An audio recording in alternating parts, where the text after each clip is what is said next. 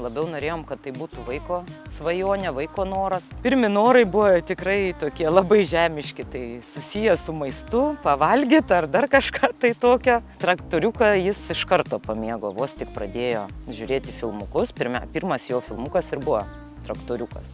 Tai nusprendėm, kad žaisliukas tai tikrai atstotų jam tą jo norą.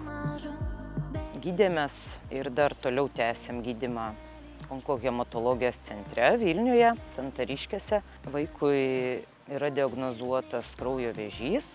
Viskas prasidėjo nuo padidėjusių kaklo limfmazgių. Vaikas vis tiek jautėsi gana gerai, aišku, kreipėmės tuo metu į savo gydymo įstaigą. Mus iš karto atsiuntė į Santariškės. Nu ir ką, 2 metų proga, gimtadienio proga, Liepos 21 dieną, gydytojai pasakė mums diagnozę – ūminė limfoblastinė leukemija. Jautėmės labai blogai, beviltiškumas toks visiškas, toks, bejėgiškumas netgi, kad negali tiesiog savo vaikui nieko padėti, tiesiog atsidavėm į daktarų rankas ir jau esame remisijai. Pirmas mėnuo buvo labai sunkus iš tikrųjų, mokėmės iš naujo vaikščioti, valgyti.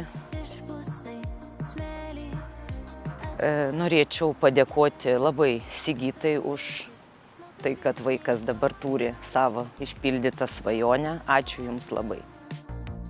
Labai norėtume padėkoti už tas nuostabias akimirkas, kurias Jūs suteikėte tiems vaikams ir suaugusiems čia esamiems. Už tas dovanėlės dar norėtume labai padėkoti savo miesto bendruomeniai, Lions klubui. Na ir aišku gydytojams.